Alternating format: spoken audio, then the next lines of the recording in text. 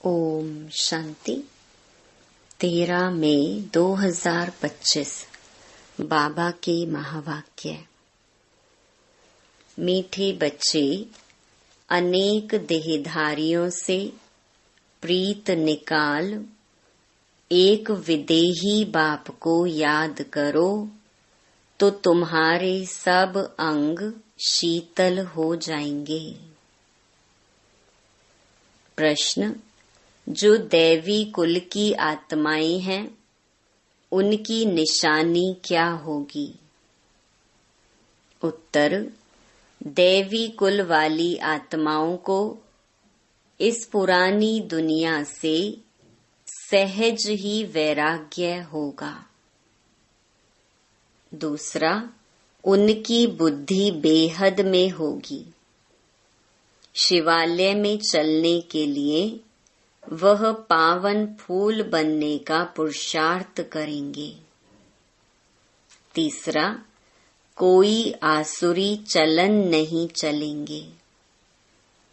चौथा, अपना पोता मेल रखेंगे कि कोई आसुरी कर्म तो नहीं हुआ। बाप को सच सुनाएंगे, कुछ भी छिपाएंगे नहीं। गीत: न वह हमसे जुदा होंगे। ओम शांति। अभी यह है बेहद की बातें। हद की बातें सब निकल जाती। दुनिया में तो अनेकों को याद किया जाता है, अनेक देहधारियों के साथ प्रीत है। विदेही एक ही है जिसको परम पिता परमात्मा शिव कहा जाता है। तुम्हें अब उनके साथ ही बुद्धि का योग जोड़ना है। कोई देहधारी को याद नहीं करना है। ब्राह्मण आदि खिलाना, ये सब हुई कलयुगी रस्म रिवाज। वहाँ की रस्म रिवाज और यहाँ की रस्म रिवाज बिल्कुल अलग है। यहाँ कोई भी देहधारी को याद नहीं करना है। जब तक वह अवस्था आए तब तक पुरुषार्थ चलता रहता है। बाप कहते हैं, जितना हो सके पुरानी दुनिया के जो होकर गए हैं या जो हैं उन सबको भूल जाना है। सारा दिन बुद्धि में यही चले, किसको क्या समझाना है।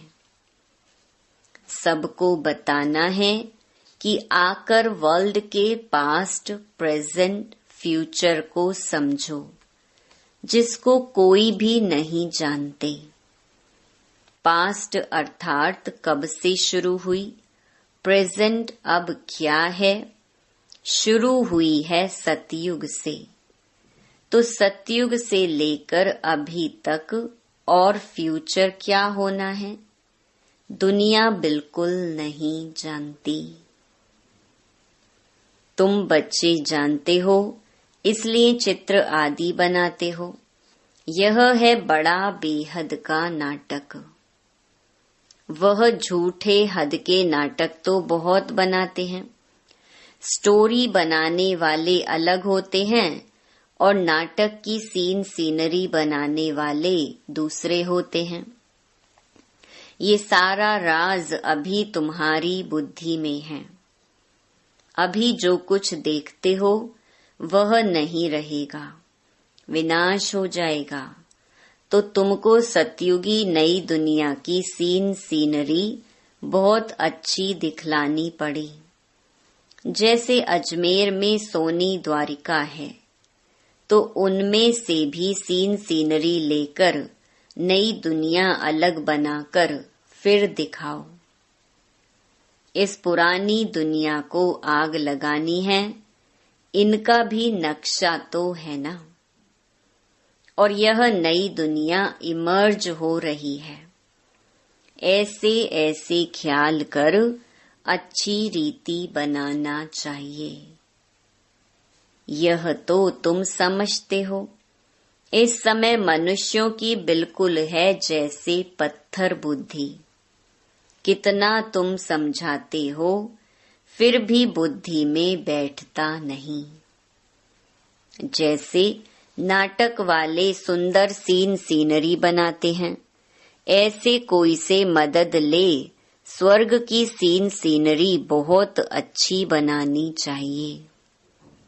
वो लोग आइडिया अच्छी देंगे, युक्ति बताएंगे, उनको समझाकर ऐसा अच्छा बनाना चाहिए जो मनुष्य आकर समझें। बरोबर सतयुग में तो एक ही धर्म था। तुम बच्चों में भी नंबरवार हैं। जिनको धारणा होती है, देह अभिमानी बुद्धि को छी कहा जाता है। देही अभिमानी को गुलगुल फूल कहा जाता है। अभी तुम फूल बनते हो। देह अभिमानी रहने से कांटे के कांटे रह जाते। तुम बच्चों को तो इस पुरानी दुनिया से वैराग्य है। तुम्हारी है बेहद की बुद्धि, बेहद का वैराग्य। हमको इस वैशाल्य से बड़ी नफरत है। अभी हम शिवालय जाने के लिए फूल बन रहे हैं। बनते बनते भी अगर कोई ऐसी खराब चलन चलते हैं तो समझा जाता है इनमें अभी भूत की प्रवेशता है। एक ही घर में पति हंस बन रहा है, पत्नी नहीं समझती है तो डिफिकल्टी होती है, सहन करना पड़ता है। समझा जाता है इनकी तकदीर में नहीं है। सब तो दैवी कुल के बनने वाले नहीं हैं। जो बनने वाले होंगे वही बनेंगे। बहुतों की खराब चलन की रिपोर्ट्स आती है। ये आसुरी गुण हैं। इसलिए बाबा रोज समझाते हैं, अपना पोता मेल रात को देखो कि आज कोई भी आसुरी काम तो हमने नहीं किया। बाबा कहते हैं, सारी आयु में जो भूल की है वह बताओ। कोई कड़ी भूल करते हैं तो फिर सर्जन को बताने में लज्जा आती है, क्योंकि इज्जत जाएगी ना बताने से फिर नुकसान हो जाए। माया ऐसे थप्पड़ मारती है जो एकदम सत्यानाश कर देती है। माया बड़ी जबरदस्त है। 5 विकारों पर जीत पा नहीं सकते तो बाप भी क्या करेंगे। बाप कहते हैं, मैं रहमदिल भी हूँ तो कालों का काल भी हूँ। मुझे बुलाते ही हैं, पतित पावन आकर पावन बनाओ। मेरा नाम तो दोनों है ना। कैसे रहमदिल हूँ फिर कालों का काल हूँ, वह पार्ट अभी बजा रहा हूँ। कांटों को फूल बनाते हैं तो तुम्हारी बुद्धि में वह खुशी है। अमरनाथ बाप कहते हैं, तुम सब पार्वतियां हो। अभी तुम माँ मेकम याद करो तो तुम अमरपुरी में चले जाएंगे और तुम्हारे पाप नाश हो जाएंगे। उस यात्रा करने से तुम्हारे पाप नाश तो होते नहीं। ये हैं भक्ति मार्ग की यात्राएं। बच्चों से यह प्रश्न भी पूछते हैं कि खर्चा कैसे चलता है, परंतु ऐसा कोई समाचार देते नहीं कि हमने यह रिस्पॉन्ड किया। इतने सब बच्चे ब्रह्मा की औलाद ब्राह्मण हैं, तो हम ही अपने लिए खर्चा करेंगे ना। राजाई भी श्रीमत पर हम स्थापन कर रहे हैं अपने लिए। राज्य भी हम करेंगे।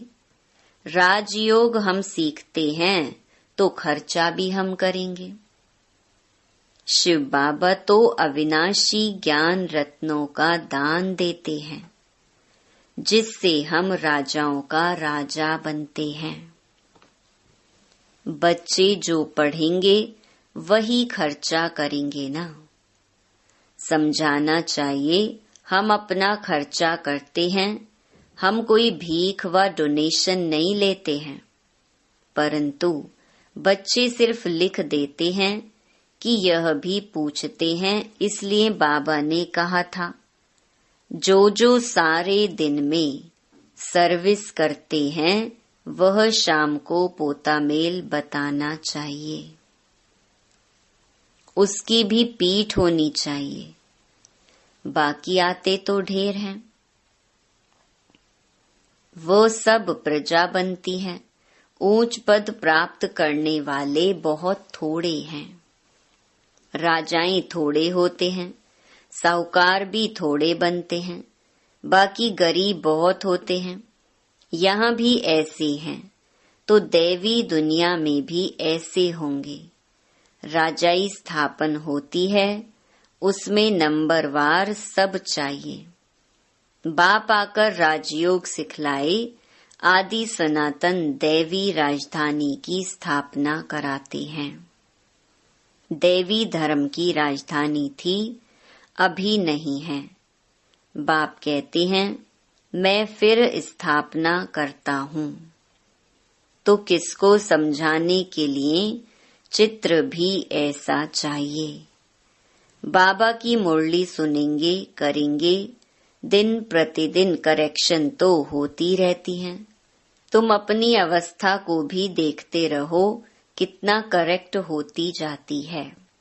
बाप आकर गंदगी से निकालते हैं। जितना जो बहुतों को निकालने की सर्विस करेंगे, उतना ऊंच पद पाएंगे। तुम बच्चों को तो एकदम शीरखंड होकर रहना चाहिए। सतयुग से भी यहाँ बाप तुमको ऊंच बनाते हैं। बाप ईश्वर पढ़ाते हैं, तो उनको अपनी पढ़ाई का जलवा दिखाना है, तब तो बाप भी कुर्बान जाएंगे। दिल में आना चाहिए, बस अभी तो हम भारत को स्वर्ग बनाने का धंधा ही करेंगे। यह नौकरी आदि करना वह तो करते रहेंगे, पहले अपनी उन्नति का तो करें। है बहुत सहज। मनुष्य सब कुछ कर सकते हैं। गृहस्थ व्यवहार में रहते राजाई पद पाना है, इसलिए रोज अपना पोता मेल निकालो। सारे दिन का फायदा और नुकसान निकालो। पोता मेल नहीं निकालते तो सुधरना बड़ा मुश्किल है। बाप का कहना मानते नहीं हैं। रोज देखना चाहिए किसको हमने दुख तो नहीं दिया। पद बहुत ऊंचा है, अथाह कमाई है, नहीं तो फिर रोना पड़ेगा। रेस होती है ना, कोई तो लाखों रुपया कमा लेते हैं, कोई तो कंगाल के कंगाल रह जाते हैं। अभी तुम्हारी है ईश्वरीय रेस, इसमें कोई दौड़ी आदि नहीं लगानी है, सिर्फ बुद्धि से प्यारे बाबा को याद करना है। कुछ भी भूल हो तो झट सुनाना चाहिए, बाबा हमसे यह भूल हुई। कर्मेंद्रियों से यह भूल की। बाप कहते हैं रॉन्ग राइट तो सोचने की बुद्धि मिली है, तो अब रॉन्ग काम नहीं करना है। रॉन्ग काम कर दिया तो बाबा तौबा तौबा क्षमा करना, क्योंकि बाप अभी यहाँ बैठे हैं सुनने के लिए। जो भी बुरा काम हो जाए तो फौरन बताओ व लिखो, बाबा यह बुरा काम हुआ, तो तुम्हारा आधा माफ हो जाएगा। ऐसे नहीं कि मैं कृपा करूंगा, क्षमा व कृपा पाई की भी नहीं होगी, सबको अपने को सुधारना है। बाप की याद से विकर्म विनाश होंगे। पास्ट का भी योग बल से कटता जाएगा। बाप का बनकर फिर बाप की निंदा नहीं कराओ। सतगुरु के निंदक ठौर ना पाए। ठौर तुमको मिलती है बहुत ऊंची। दूसरे गुरुओं के पास कोई राजाई की ठौर थोड़ी है। यहाँ तुम्हारी एम ऑब्जेक्ट है। भक्ति मार्ग में कोई एम ऑब्जेक्ट होती नहीं। अगर होती भी है तो अल्प काल के लिए। कहाँ 21 जन्म का सुख, कहाँ पाई पैसे का थोड़ा सुख। ऐसे नहीं धन से सुख होता है, दुख भी कितना होता है। अच्छा समझो, कोई ने हॉस्पिटल बनाई तो दूसरे जन्म में रोग कम होगा। ऐसे तो नहीं पढ़ाई जास्ती मिलेगी, धन भी जास्ती मिलेगा। उसके लिए तो फिर सब कुछ करो। कोई धर्मशाला बनाते हैं तो दूसरे जन्म में महल मिलेगा। ऐसे नहीं कि तंदुरुस्त रहेंगे, नहीं तो बाप कितनी बातें समझाते हैं। कोई तो अच्छी रीति समझकर समझाते, कोई तो समझते ही नहीं है। तो रोज पोता मेल निकालो, आज क्या पाप किया। इस बात में फेल हुआ। बाप राय देंगे तो ऐसा काम नहीं करना चाहिए। तुम जानते हो हम तो अब स्वर्ग में जाते हैं। बच्चों को खुशी का पारा नहीं चढ़ता है। बाबा को कितनी खुशी है।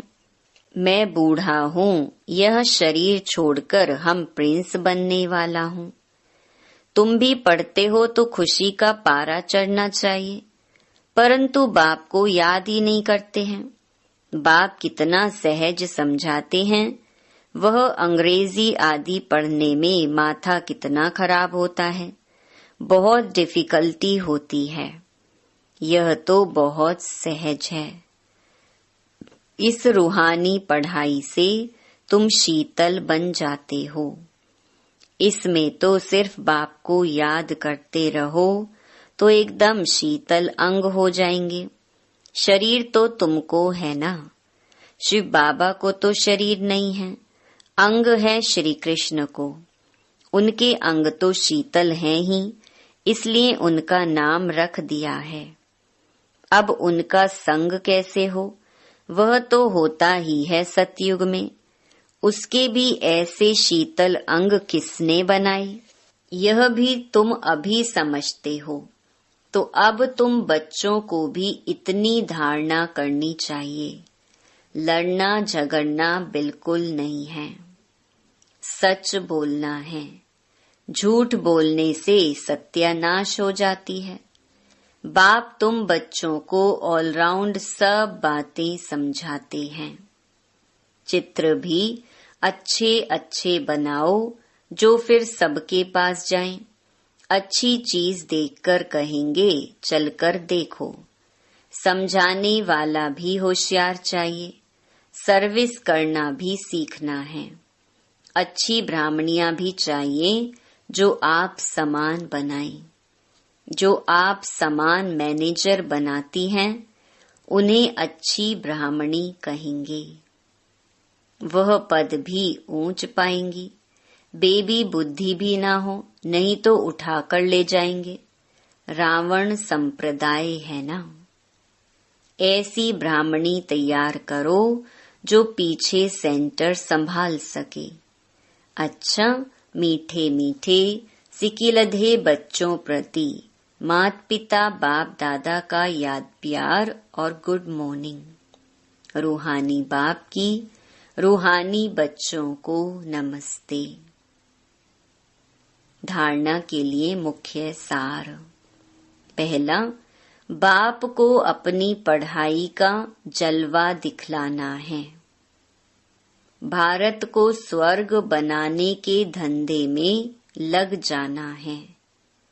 पहले अपनी उन्नति का ख्याल करना है, शीरखंड होकर रहना है। दूसरा, कोई भूल हो तो बाप से क्षमा लेकर स्वयं ही स्वयं को सुधारना है। बाप कृपा नहीं करते, बाप की याद से विकर्म काटने हैं। निंदा कराने वाला कोई कर्म नहीं करना है। वरदान, नॉलेजफुल की विशेषता द्वारा संस्कारों के टक्कर से बचने वाले कमल पुष्प समान न्यारे व साक्षी भव। संस्कार तो अंत तक किसी के दासी के रहेंगे, किसी के राजा के।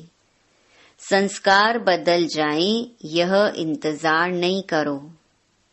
लेकिन मेरे ऊपर किसी का प्रभाव ना हो, क्योंकि एक तो हरेक के संस्कार भिन्न हैं, दूसरा माया का भी रूप बनकर आते हैं। इसलिए कोई भी बात का फैसला मर्यादा की लकीर के अंदर रहकर करो।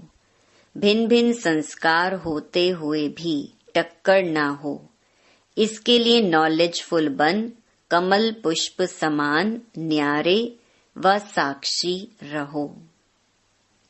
स्लोगन, हठ व मेहनत करने के बजाय रमणीकता से पुरुषार्थ करो। अव्यक्त इशारे, रूहानी रॉयल्टी और प्योरिटी की पर्सनालिटी धारण करो। पवित्रता सुख शांति की जननी है। जहाँ पवित्रता है वहाँ दुख अशांति आ नहीं सकती।